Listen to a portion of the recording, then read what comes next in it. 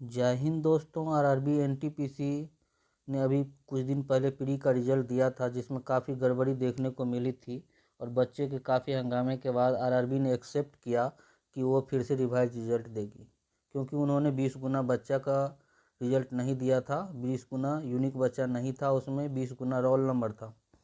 तो इसी के रिगार्डिंग हम लोग बना रहे हैं कि रिवाइज रिजल्ट जो देगी तो कट ऑफ कितना डिक्रीज हो सकती है, उसी को लेकर हम वीडियो बना रहे हैं। देखिए, इससे पहले हम रिवाइज रिजल्ट को लेकर के मालदा बोर्ड का, रांची बोर्ड का, मुंबई बोर्ड का, सिकंदराबाद बोर्ड का, इलाहाबाद बोर्ड का और बेंगलोर बोर्ड का बना चुके हैं। इस वीडियो में हम बात करेंगे बिलासपुर बोर्ड का। तो बिलासपुर बोर्ड में देखेंगे कि क्या कितना बोला था और कितना लिया था। देखिए, बिलासपुर बोर्ड की अगर बात करेंगे दोस्तों, तो बिलासपुर बोर्ड में कितना है सीट, आपको 1207 सीट है। लेकिन उन्होंने उसको लेना था 24,147 बच्चा, लेकिन उन्होंने यूनिक बच्चा इतना नहीं लिया। यूनिक बच्चा लिया है 15,051 बच्चा। तो अप्रॉक्स में ये कितना है, 12 टाइम आप ले सकते हैं कि 12 गुना है लिया है रिजल्ट।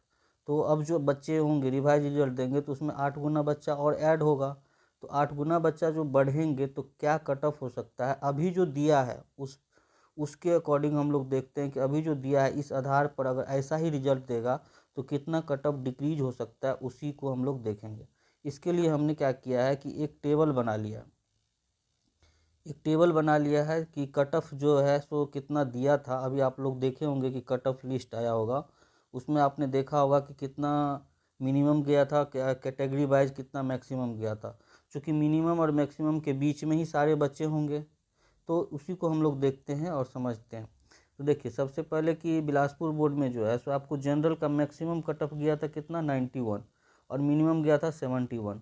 तो दोनों का गैप कितना का है, 20 मार्क्स का। यानी कि जितने भी जनरल कैटेगरी में बच्चे लिए गए होंगे कि इसी मार्क्स के बीच का होगा। तो इसी मार्क्स के बीच का होगा, यानी एक मार्क पर जो है सो कितने बच्चे बैठ रहे हैं। इसके लिए हमने क्या किया कि जितना उसने बच्चा लिया है, चूँकि वैकेंसी कितना थी 653 और ये 12 गुना ही लिया है, तो 12 गुना के आसपास इतना हो रहा है, 12 गुना इसका।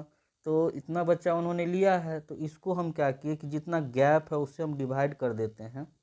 तो हमें आ रहा है कि एक मार्क पर कितना बैठ रहा है, 391 बच्चे हो रहे हैं। एक मार्क का डिफरेंस हो रहा है, तो जनरल कैटेगरी में आपको 391 बच्चे हो रहे हैं। उसके बाद हमने क्या कि उसको लेना है 8 गुना अभी, यानी कि 5224 बच्चे लेना है, 5224 बच्चे लेना है। और एक मार्क्स पर कितना बैठ रहा है, 391 बच्चा बैठ रहा है। तो ये 391 बच्चा जो है सो इससे अगर हम डिवाइड कर देते हैं तो हमको कितना आ रहा है कि 13 नंबर के आसपास में आ रहा है कि डिक्रीज होने की चांस कितने हैं, 13 नंबर के आसपास में। ऐसे ही अगर हम ओबीसी की बात करते हैं तो ओबीसी में मैक्सिमम कितना गया था, 90 गया था। मिनिमम कितना गया था, 66 गया था। दोनों के बीच का जो अंतर आप देखोगे तो कितना है, 24 नंबर का है। और टोटल ओबीसी का जो वैकेंसी था कितना, 222 था। तो 12 गुना लिया है, 12 गुना लिया है तो ये कितना लिया है, 2664। 2664 को अगर हम ये गैप से डिवाइड कर देते हैं तो हमें 111 बच्चा बैठ रहा है। एक मार्क पर कितना बच्चा बैठ रहा है, 111 बच्चा बैठ रहा है। तो हम क्या किए कि फिर उसको लेना कितना, 8 गुना अभी लेना है, सॉरी 8 गुना उसको लेना है कितना, 1776 बच्चा। 1776 बच्चा को अगर हम 111 से डिवाइड कर देते हैं तो हमको आ जा रहा है कितना, 16 नंबर के आसपास में आ रहा है। तो इतने आपको डिक्रीज आपको कट ऑफ में देखने को मिल सकता है। और ये जो भी बता रहे हैं ये मिनिमम कट ऑफ में डिक्रीज आपको देखने को मिलेगा। फिर अगर बात करते हैं एससी कैटेगरी की, तो एससी में आपको मैक्सिमम कट ऑफ गया था कितना, 80। मिनिमम गया था 55। तो गैप कितना का है, 25 नंबर का। और सीट कितना था, 142 सीट था और इन्होंने 12 गुना बच्चा लिया, 1704। तो हम इसको अगर हम 25 से अगर डिवाइड कर देते हैं तो हमको एक पर बैठ रहा है कितना, एक मार्क्स पर कितना बच्चा बैठ रहा है, 68 बच्चा बैठ रहा है। अब 68 बच्चा बैठ रहा है, उसको लेना कितना, 8 गुना अभी लेना। अगर इसमें हम डिवाइड कर दे रहे हैं तो हमको 16 मार्क्स के आसपास में डिक्रीज देखने को मिल रहा है। ऐसे ही दोस्तों अगर हम एसटी की बात करेंगे तो मैक्सिमम कितना है, 75 है। मिनिमम कितना है, 49 है। गैप कितना का, 26 का हो गया। और सीट कितना है वहाँ पे, 71 है। वो लिया कितना है, आपको 12 गुना लिया है तो इतना लिया है, 852 लिया है। और उसको लेना कितना है, 568। हम 852 में फिर से अगर हम ये 26 से अगर डिवाइड कर देते हैं तो हमको आ रहा है 1 मार्क्स पर कितना बचा, 32 बचा आ रहा है। अब इस 32 बच्चा को जितना लेना है उससे हम क्या करते हैं, डिवाइड कर देते हैं उसमें। तो हमें जो है सो बच्चे कितना आ रहा है कि मार्क्स कितना आ रहा है, 17 मार्क्स का डिक्रीज देखने को मिल रहा है। उसके बाद हम क्या करते हैं कि ईबीसी का लेते हैं। ईबीसी में क्या होगा कि कितना गया था 87 और मिनिमम कितना गया था 58। उसके बाद गैप कितना का हो गया 29 का। 29 का गैप मान कि लिया है 12 गुना।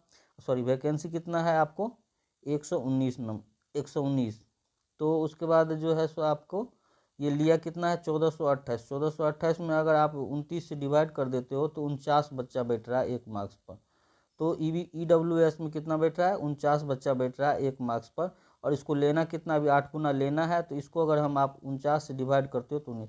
तो देखिए दोस्तों ये तो रहा आपको एक्चुअल में बैठ रहा है। लेकिन होता क्या है कि आपको जैसे ही आप 100 की तरफ जाओगे तो क्या होगा कि बच्चे कम होते जाते हैं।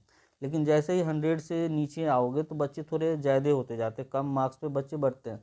तो एग्जैक्ट आपको ये डिफरेंसेस नहीं देखने को मिलेगा, थोड़े से कम होंगे क्योंकि जैसे बच्चे बढ़ सकें। लेकिन 60 प्लस पे उतने ज़्यादा वेरिएशन देखने को नहीं मिलता। फिर भी हम लोग 5 का वेरिएशन लेके चलते हैं कि 5 मार्क्स का वेरिएशन लेके चलते हैं। तो ये आप मान के चलो कि आपको बिलासपुर बोर्ड में आपको जो है सो जनरल कैटेगरी में कम से कम आपको 7 मार्क्स के आसपास में डिफरेंस देखने को मिलेगा।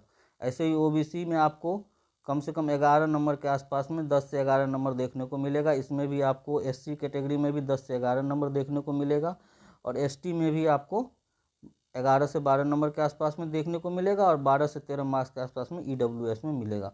और ये जितना डिक्रीज आपको बता रहा हूँ, ये डिक्रीज जो है सो आपको क्या होगा कि मिनिमम कटअप से होगा। मिनिमम कटअप जितना अभी था उससे आपको ये इतना मार्क्स के आसपास में डिफरेंस आप कर लीजिएगा। और अगर उससे कम में आप आ रहे हैं, इतना डिफरेंस करने के बाद अगर आपका स्कोर आ रहा है नॉर्मलाइज मार्क्स, तो आप अपने आप को श्योर समझिए कि आपका आने की बहुत ही प्रबल संभावना है कि आप जो भी अगर रिवाइज रिजल्ट देगा तो उसमें आपके नाम आने की बहुत ही ज़्यादा संभावना है। धन्यवाद दोस्तों। अगर वीडियो अच्छा लगा तो प्लीज़ लाइक कीजिए और शेयर कीजिए और प्लीज़ सब्सक्राइब करके सहयोग कीजिए। धन्यवाद।